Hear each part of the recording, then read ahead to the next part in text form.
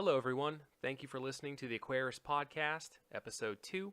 I'm really excited to say that the debut episode is doing really well on the downloads, and there have even been a couple of downloads in Canada. So very cool that I can say the show is international, at least Episode 1.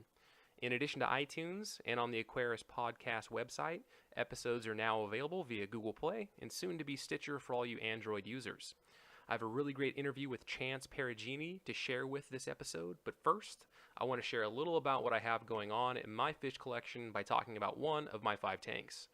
So without further ado, the first tank I want to talk about is the tank that got me back into the hobby a few months ago, a Fluval Spec 3. I sold my wife on the idea by saying that our 1.5-year-old son would really enjoy seeing a fish tank, and sure enough he does.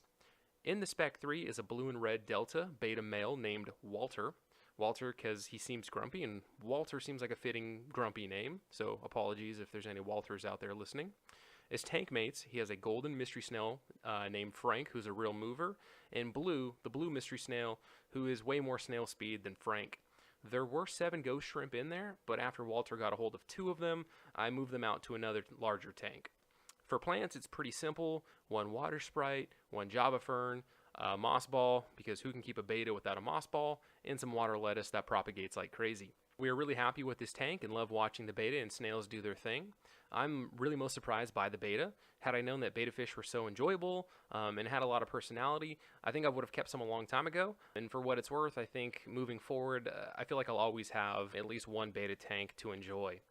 And now I guess the rest is history in motion. I've amassed more tanks and started a podcast to feed my tropical fish appetite, and it all started with a little Fluval Spec 3. So, on to the interview. Hello everyone, today's date is Tuesday, February the 13th.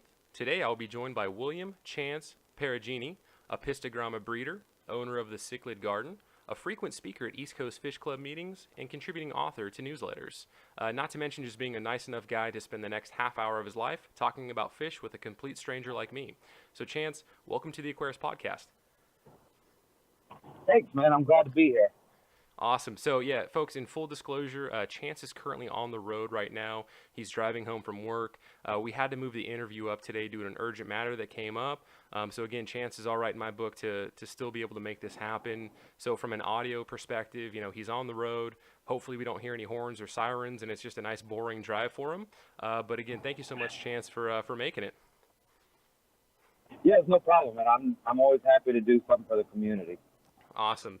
So, if you wouldn't mind, if you want to jump into your background, I mean, this is episode number 2. I would like to say that I always like to begin with understanding where my guests' background are, but you would be guest number 2. So, yeah, why don't you go ahead and kind of give us a little bit of a background on, how old were you when you had your first fish tank? What are your memories? Let's talk about your progression through the hobby and kind of to where you are now. All right. I guess I don't really know when I got my first tank because I was just so young, and I've been keeping them since I was real young. My mom and my dad both had tanks for as far back as my memory goes. And I grew up in Houston, Texas, and I started off just catching fish in what we call the bayou, which is basically just, they're just little tiny creeks. They're ditch runoffs, basically. And there would be Texas cichlids in there, mosquito fish, which are kind of like guppies a little bit, but no color to them. There was those large green sailfin mollies, catfish of all kinds, and stuff like that. So basically, a lot of my tanks were just native Texas fish. And a lot of the times, it just ended up being only a Texas cichlid left after a while. Yeah, I was gonna say, how was that? I mean, that was like, Welcome to Thunderdome kind of action, right? Yeah, and I was a horrible kid, and I really liked watching fish eat other fish. Oh, no. I got away from that now. I'm not too big into that anymore. But as a child, I kind of had some sick pleasure in that. So.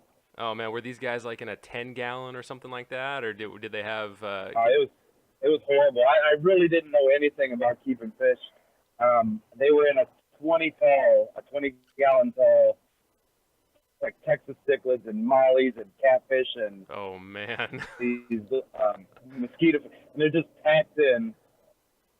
And then I had an under gravel filter, you know, and my dad, once in a while, he would make me clean the fish tank, and the way he would have me do it would be to just take out the, oh sorry, I didn't mean to slip that word slip in there, but just take out the tank out in the yard, spray it down with the hose, throw bleach in there while the fish were in a bucket, tank back up, and put all the fish back in it. And that was my cleaning. Yeah, you know, I don't think you guys. I never understood.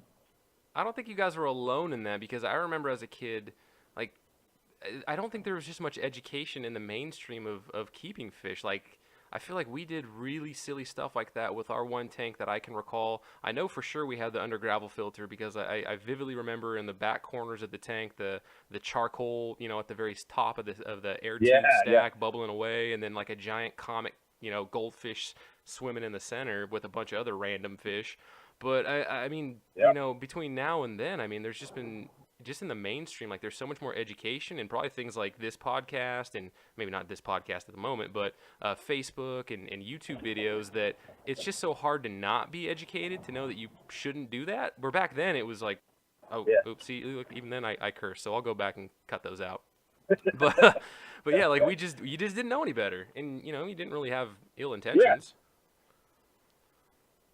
Yeah, I mean, it blows my mind that I used to bleach my filter, you know, and then just throw the fish right back in like nothing ever happened. So I would always wonder why I lost so many fish after I cleaned the tank. But you know, now I know better. All right, so then you're doing Thunderdome with your Texas cichlids and catfish and various other things you're finding.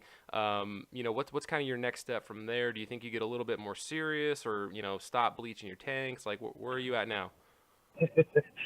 Yeah, I think the next step was to stop bleaching the tanks, and then I think I quit for a while because I didn't have like a stable place to live at the time. I was all over the place, and then as soon as I got some more money, saved up in a little bit more stable living situation, I knew I wanted to get back into the fish hobby. But I would just thought back on how I used to just keep these tiny little tanks with almost nothing. So I went the complete opposite spectrum, and I actually went full-blown saltwater. I did all this research and learned everything I could, and I actually got into clownfish breeding for quite a long time. And that was like around the time where designer clownfish was just starting. And so it was just starting to become a thing. You know, there was like 2 or 3 different types of clownfish you could get. And I really, really got infatuated with clownfish for a while, because they're really goofy little fish. So I'm going to try to create a point in time for reference. So I'm going to call it BN, and BN stands for before Nemo, and AN for after Nemo. So is this BN or AN? This is just before that time, just slightly before. Like, I started keeping them right before Nemo hit, and then when it did happen, my niece absolutely loved it. So she really started pushing me about getting more clownfish, and I very, very happily obliged. Good times, yeah. So you were BN, and you were able to ride that Nemo success wave, I guess, or that Nemo, big demand wave. All right, so saltwater, you're a salty guy at this point. Obviously, this is a freshwater podcast, so let's progress beyond your salty days. So then, what happened then? What happened with the saltwater, and how'd you get back into freshwater? So I took a job that had me traveling the United States for work. So I would come back home frequently, but I had to leave my sister in charge of the fish tank when I was gone. And so basically what happened is I would just come home to a dead fish every single time. And it really started getting heartbreaking. So I just shut everything down and said, all right, no more until I've got a better situation for fish. So a couple years passed again, and I decided I could come back to the hobby. So at that time, I was like, all right, I got to do something even more intense. than clownfish breeding. You know, I've always got to one up myself. So I went with planted tanks. But I didn't have much space, and I had a girlfriend who was, you know, never kept a fish tank and everything. So we got a small little tank, planted it and everything, and I had to like half these with her. She decided that she wanted black gravel with those like colorful specks in it, like the pink and green. So I had this neon and black gravel and live plants, and then like fake wood ornaments. So it was like this weird Frankenstein mix, and it was a small tank. So I decided I had to have a really cool small fish in there, which turned out to be Apisotgrammas cockatoides, or the triple red cockatoides. Yeah, beautiful that you fish. see pretty frequently. And that was it, man. I got those, and I fell right back into my breeding habits, and I just fell in love with the entire genus. All right, so I'm going to pause you right there, and I'm going to go back now. I'm going to reference an article that you wrote. I'm going to mess up the newsletter that this particular article published in, but you wrote an article called "I Hated Cichlids." So how did you, somebody that hated cichlids, now you're telling me you've got a cockatoides in there. So what was that about? All right, so we used to go to the fish store, and I liked cichlids as a kid, but that was the problem. I went from, you know, Texas cichlids murder and everything, and then for a while before I got rid of my tanks, I had African cichlids, and they're just jerks and beat the crap out of each other. And my dad had Oscars and, you know, all those big South American and Central American cichlids, and so I've been around that my whole life, and they're just mean fish. You know, well, not all of them, obviously, but there's exceptions. But mostly they're just jerks. You know, they bite your hand, or they'll eat your fish. You know, you can't have anything nice around them because they break it. And I just hated them. I thought they were so stupid, and I wanted nothing to do with cichlids. And when I got this small tank, I did all this research trying to find a fish, and it kept leading me back to cichlids. And I kept saying, well, I don't want cichlids, though. So I did a bunch of research, and I finally figured out that these Apistos are not going to be huge jerks. They're not going to tear my tank apart. You know, they're not going to do all those things that I hated about cichlids. They're actually pretty peaceful fish, and they're not going to eat other fish. And so I said, well, let me give it a shot. And I go and I tell my girlfriend, and she said, but you told me those are, well, I call them a-hole fish. And she said, you told me cichlids are a-hole fish. And I said, well, yeah, but, you know, this one's different. And so I've never lived that down. Still to this day, when I talk about Apistos, she said, yeah, but those are a-hole fish. And she won't let it go. She hates Apistos, and she hates cichlids because I wouldn't let her have all the cichlids she wanted when we started. Yeah, I mean, I'll say, you know, my first foray into keeping tropical fish on my own, outside of what I had when I was a little kid, you know, my 125 gallon had a couple Oscars in it, and I don't know, just I guess at the time around 2006, 2007, there wasn't as much YouTube, not as much resources as there are now, so I didn't even know about the Apisotgramma, and, you know, I'm not saying that I was doing all sorts of cichlid research, but just that name never came up in anything that I was ever looking at or reading, and then this time getting into the hobby and wanting to do more of a community tank in this 75 gallon that I have in the fish room, and you know, coming across the Apisotgramma and watching some videos and species profiles, I'm like, yeah, that's a cool fish. And I think the one that really caught my attention was a cockatoides in the store. I mean, that sucker was gorgeous. You know how small it was, and it was planet take friendly. So yeah, I have a male female. I think they're a pair. They don't hate each other, but you know, I haven't exactly you know, seen if they're in love with each other or not. But it's the Apisotgramma borelli, the opal. In both, I mean, the male is absolutely gorgeous, and the female, she's a looker too. So I am very, very happy with them, and they seem to be liking the planted tank so far. So yeah, I mean, you know, at this point now, I'm gonna be selfish here, and you know, sure, I'm interviewing you, but at the same time, I'm gonna learn about Apisotgrammas from you. I'm more than happy to answer any questions. I really enjoy Apistos, and I've kept a lot of species. I mean, I've bred like, I don't even know, 15 or 20 species. So I research a lot, and I actually owned a lot, so I'm happy to answer whatever you got. So I guess let's hit the let's just hit that species basics, right? So food, substrate, plants, temperature.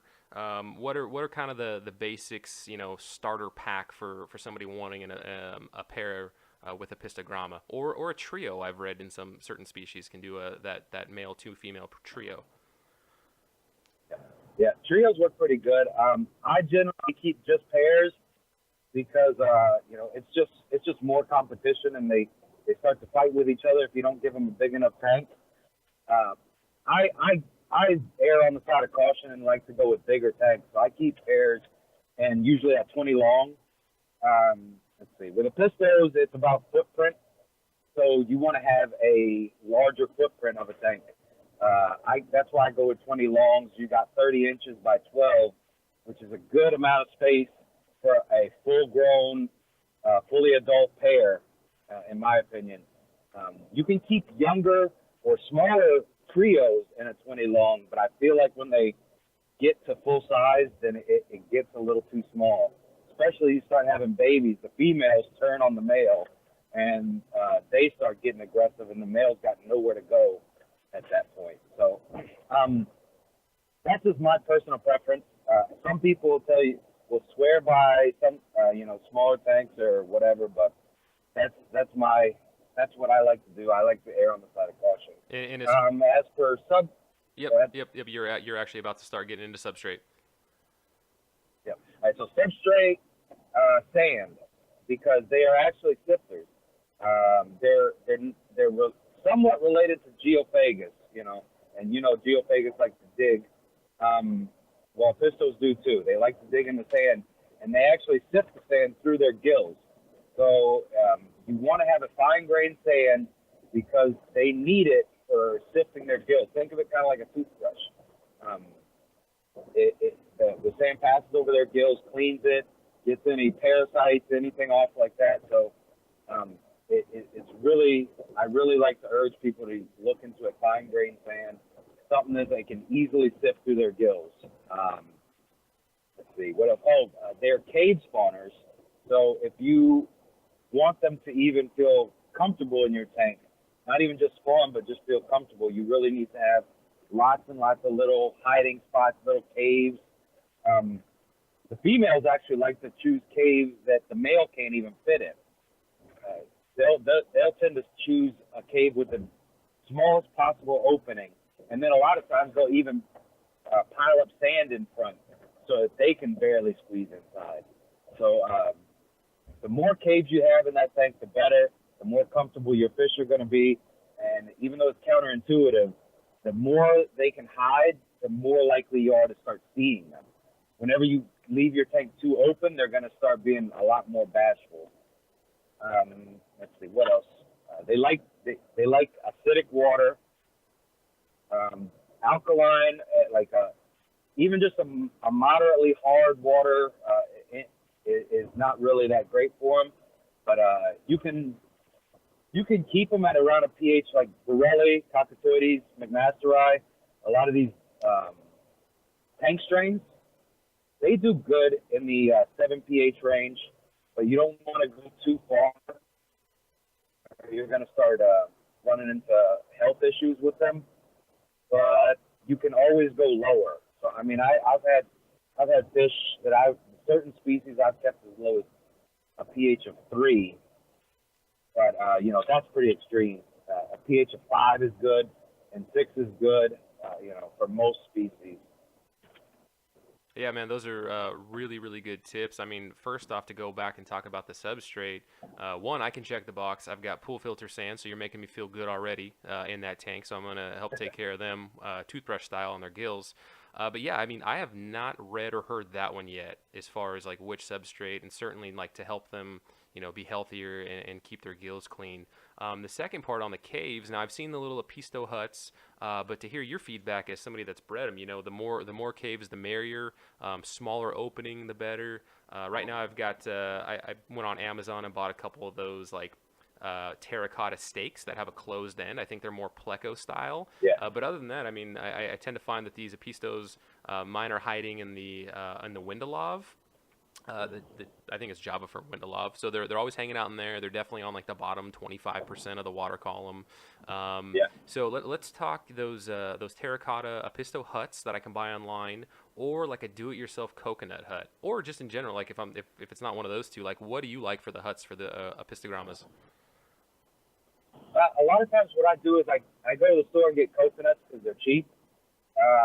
And what I do is I take a drill bit. It's around, I want to say, I think I use 1/2 inch, but it might be 3/4. It depends on the fish. What I try to do is look at my female and I try to pick a bit size that's like barely going to let her squeeze in, you know. And then what I do is I drill the hole right in the side of the coconut, the whole coconut, drill into it, and you know you're going to pop it, and all the coconut flesh and the water is all going to be inside, and then I drain the water, and then I break the coconut in half right along that hole. So that puts the hole like a half hole on the bottom edge of 2 halves of a coconut, if that makes any sense at all. No, totally. And is that the only hole then? Yeah, and oh, wow. So then it's just 2 halves with just a half hole on the bottom of that coconut, so that and then I place them on the sand. So then you kind of get 2 caves out of 1 coconut, and a small little hole on the sand where she can either dig if she needs the hole bigger, or bury if she wants the hole smaller, you know. And that gives her that kind of a flexibility with how she wants the cave to be. And they always seem to go for those coconuts. Like I had a lot of luck with coconuts. I also look for pieces of driftwood too, because you can get crevices and cracks and holes all through driftwood, and so you know they'll go right into those too. Some females prefer driftwood, some like the coconuts. You know, it's all over the place. Wow, I mean, so I guess with as far as drill size, I mean, maybe you could initially start with the smallest hole that you think would work, and then if your Apisto's kind of ignoring it, then maybe you could pull that coconut back out, and then ream that hole a little bit larger, you know, until you find that sweet spot, as opposed to, you know, hey, I started too large, and, you know, you can't really add coconut back to it. So I definitely, after this call, I think I'm going to go run down to my local grocery store and see if we have any coconuts here in Seattle. So yeah, and they usually They're usually like a buck something for a coconut if I remember correctly. So I mean I'm always trying to do things as cheap as possible because I just set up so many tanks, you know. Yeah, and you get to a point where you have to go. Yeah, and for those listening, I mean, there's like 1.5 million YouTube videos on cutting coconuts and doing this. I don't think they've taken your strategy though of drilling the hole along the equator of the coconut, for lack of a better term, and then cracking it halfway so that you have the hole towards the bottom. I think a lot of them, they show the hole towards like somewhere towards the more middle portion. After you crack it in half. So that sounds like a pro tip right there. I'm definitely going to try that out. And then you just threw the coconut in there? Did you ever try to super glue any pieces of plant on there just to give it a little bit more cover? A lot of times I don't like to use super glue because sometimes it kills the plant, or you know, I run into issues with super glue. I do it sometimes, but usually my default go-to is fishing line. I usually use fishing line to tie things to it. I seem to have better luck with tying stuff on with fishing line. Yeah, I've done 50-50 right now. I've done some Java moss with fishing line, and not just fishing line, but fluorocarbon, right? So I mean, if you're a fisherman like me, you get that invisible fluorocarbon. You'll never see it in the water. And I've also done super glue, but then I did notice that the Java fern, it looked like it died off where I super glued it, and it's been about 3 weeks, and now it's finally starting to go green. So I thought I almost killed my Java fern for a little bit there. Yeah, it tends to recover, but you're right, it does die, and I just don't like doing that. I'd rather it just stay alive all the time rather than make a comeback later. You know? Java fern is not cheap right now. I mean, it's a pretty expensive plant for the small portion that you get for, you know, $5 if you're buying it from another hobbyist, you know, and if you're even able to get it in the stores, you know, it's like golf ball for $10. So Java fern's not cheap. Yeah. All right, so I've got my substrate, I've got a temp, I've got pH, I've got my huts. I'm in a 20 long with my pair. So what else do I need to do to set the mood? I mean, is pellet food good enough? Are you supplementing with anything else? When I was really into breeding, I was using basically all frozen and live foods, nothing else. They are um, not carnivores, I guess. What do they call microvores? They basically eat all living animals in the wild, and they get a mix of detritus in their gut with that stuff, which makes up some bit of plant matter in their diet. But for the most part, they prefer some sort of living protein. So they need, first off, a really high protein diet. So if you are going to go pellet, flake, make sure whichever you pick is really high, like 60% or better on protein. And but if you're really trying to go into the breeding, you should really look into live and frozen foods. I mean, I just go in and I buy whatever I can get my hands on: mysis shrimp, bloodworms, blackworms, mosquito larvae, all kinds of stuff, and just try to mix it up and feed them. Give them a varied diet, so I never feed the same thing 2 days in a row. But that's basically what I do. In the summer, I set out a bin of water and just let it sit and collect mosquito larvae almost every day. And if you don't have too many tanks, then that works really well. But once you get up to like 40-something tanks, you start running low on mosquito larvae pretty quick. I wonder if your county vector control agency was flying over your house and dropping any of that mosquito killer with your operation possible, you got going on. What I actually did too is sometimes if it gets warm enough, I just throw a couple of Apistos into those bins, and so they keep it under control, and then I net whatever's left. So I usually work out without adding too many mosquitoes. But oh, wow. Just don't tell your significant other you set up a mosquito breeding habitat in the backyard. Yeah, well, duly noted. I'll take your advice on that one for sure. All right, let's see here. So, did you, other than the mosquitoes, did you do like brine shrimp? Did you culture your own brine shrimp at all? Brine shrimp are such a pain. I hate doing brine shrimp because if you feed adult brine shrimp, I think you got to gut load them, and then, then there's salt water, so you got to do all this crap with salt water. What I do, I do as much live stuff as I can. I have live blackworms, live this, live that. I have copepod cultures and all kinds of different cultures, but I try to just find things that I don't have to do any work on. And as far as a lot of people hatch baby brine shrimp for feeding fry. I just went with micro worms, which are a lot easier in my opinion, but a little smellier. Okay, good to know. Yeah, good disclaimer there. Easier but smellier. So all right, let's talk age. At what age? I mean, if I got my Apistos from a fish store, my local fish store, maybe a month and a half ago now, when, I mean, obviously these things aren't super mature. When would you expect them age-wise to be mature to start breeding? When you get them at your fish store, they're already breeding. They can start breeding before you can even really reliably sex them.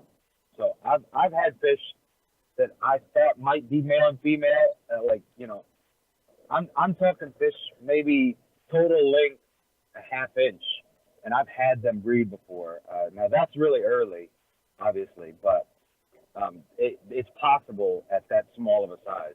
So by the time you get your hands on the fish, it's almost positive they can breed already, unless you're buying fry.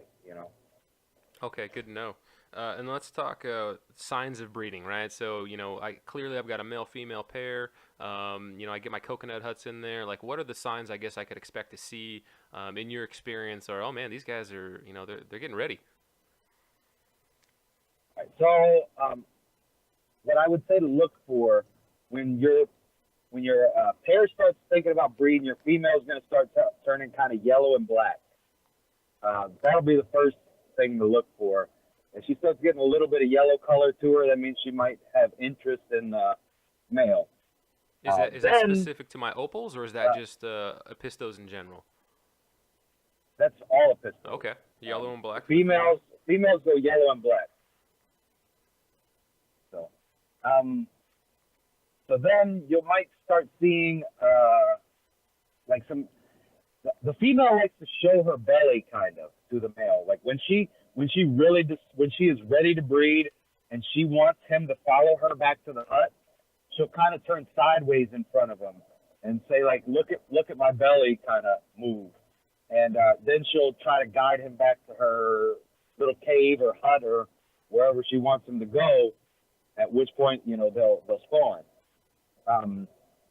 So that's a really good sign. That means the female is really interested in the male. That means she's ready to breed, ready to go.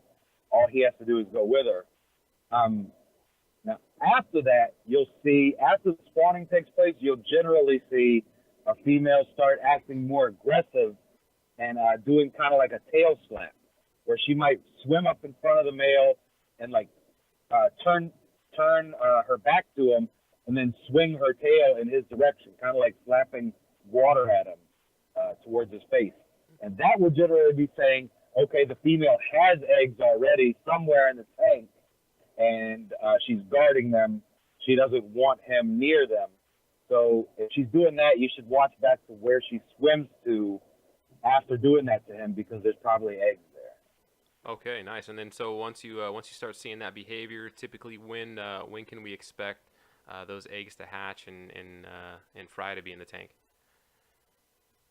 So eggs from laying to hatching usually take 7 days. It can take 6 or it can take 8, but almost always 7. And once they are laid, they'll hatch, and then they take a few more days before the fry starts. Or no, actually no. I think they hatch in like 3 days, and then it takes 4 days for them to swim, something like that. I'm fuzzy on the numbers at the moment, but in total, it'll take about 7 days for the fry to start exploring the tank. So at about 7 days, 8 days sometimes, she takes them on their first little trip around the tank, and you'll see mama usually sitting right over the top of a huge cloud of them. And they kind of just sit on the bottom and flip around every once in a while. And then it'll take a few more days after that for them to actually start being good swimmers. Awesome. And now for the first, well, I guess what's an average size of fry that you can expect? I mean, if you've ever gotten your microscope and counted them, like what's a good number to expect? And then I guess maybe for me personally, like the first time, if I'm able to successfully get them to breed and have fry, like what kind of numbers can I expect? And I'm not asking to count my chicken, count dollar bills or anything like that. Just to know, like, hey, that was normal. All right. So, it's different for every species, but in particular, Borelli has a huge spawn. So your Borellis, they're going to have very, very large spawns with very slow growing fry. So you might be waiting a while to count those dollar bills, but as far as getting the fry size, I would say you'll probably be looking at anywhere from 100 to 200 fry on a Borelli batch. Wow. And how many, what's the survival rate of that like? It varies. See, that just comes into how you care for your fry. I like to leave mine with the parents. It's less work on my end, and to me, it's more natural for the fish, so that's my preference. But it also does lead to higher depth. So with that, you may be looking at 50 to 75% live. So maybe 25 to 50% death. As far as, and is that if I pull them or if I leave them in the tank? Yeah, if you pull them, what you can do is you can pull them before they ever even hatch, and pull them as soon as you see the eggs laid, put them in a specific fry tank, keep the water pristine and all that stuff. I mean, you can get really, really high survival rates. I mean, you can get in the 90% easily. So, I mean, it just depends on how you want to go about doing it. Yeah, Yeah, Um, yeah. Personally, it sounds I, like I leaving them with the mom and just seeing the mom shepherd around that little cloud of fry around the tank sounds pretty awesome to experience. yeah, it's a lot of fun watching their behavior. I really like leaving them with the parents and letting them grow up to kind of with the parents to get that natural instinct in them and everything. That's my preference. But if you're really going for, if you really want to try and sell as many as you can, then you got to do what you got to do. Yeah, disclaimer for everyone out there. I am not, I don't think I have the skill set to be a professional breeder. So, I mean, if I'm successful, I mean, they're either going to go to my local fish store for some credit or, auction at my local fish club. So, I just want to be successful and see some cool fry swimming around. So, I mean, so then at what point then, size-wise, should I be pulling the fry or I guess the adolescent Apistos at this point from and to know that, okay, these guys are ready. We're going to start having maybe aggression issues in the tank and things like that, like a kind of repeat of Thunderdome. All right, so yeah, so I would say probably you have a month, and after a month, that's where the female is going to start looking to spawn again. But you have to keep in mind that's like an estimate. Some females go sooner, some go later. I've had females that would raise batches of fry all together. Like they'd have a batch of fry, 3 weeks later have another batch, and just protect them from the old batch, but not any aggression issues. And I had one that had 3 generations grow up together. I had another female, however, that she would spawn every 2 weeks, and after 2 weeks, she would eat all the fry in the tank and then lay another batch that day. So if I didn't have those fry out in time, they were all gone. She would eat every single one of them while I was at work, and so that was pretty frustrating.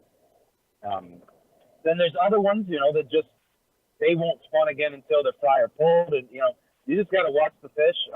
The female will start showing an interest in the male again, and when you start seeing that, you'll know it's time to get them out of there.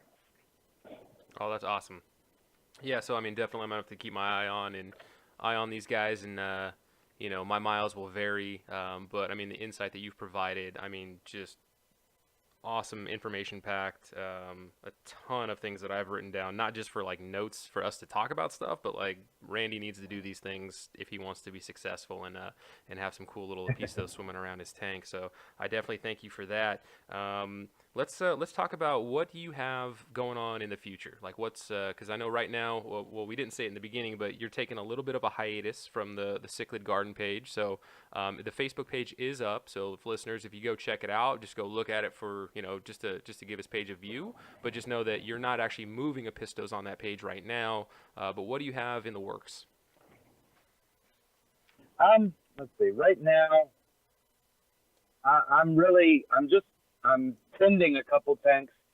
My girlfriend has some endlers and stuff, and some cories and some tanks that she wants. So I just kind of take care of them for right now. I have plants just stuffed in tank upon tank upon tank, because at some point I'm going to get back into this Apisto thing, and I don't want to have to go buy all new plants because they're expensive.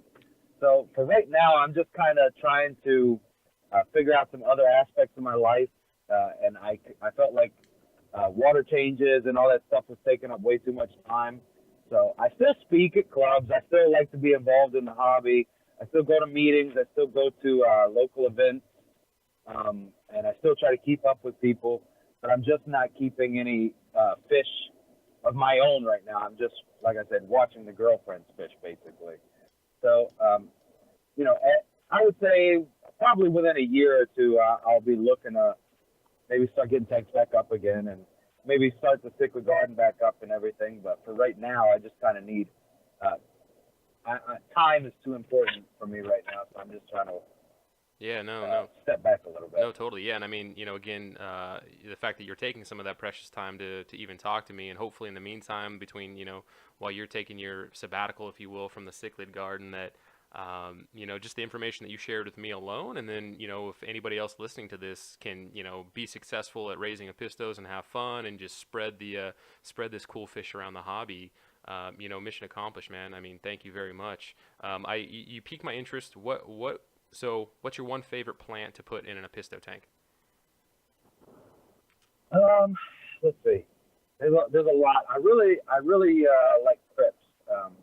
But I also like dwarf Sagittarius. I forget.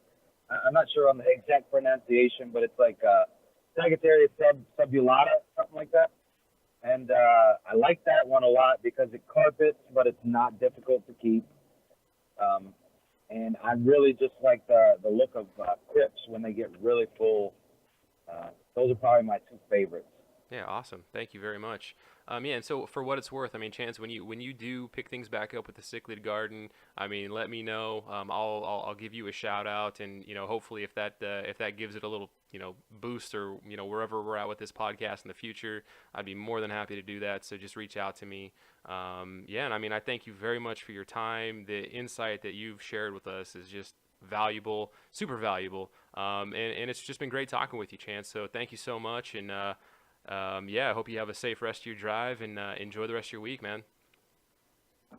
Yeah, no problem, man. Like I said, I really my biggest goal with the cichlid garden was just to get more people to keep Apistos. So if this helps in any way, I'm happy to still do what I can. That's why I still speak at meetings and stay involved. Because really, my only goal is just to have you guys keep an Apistos.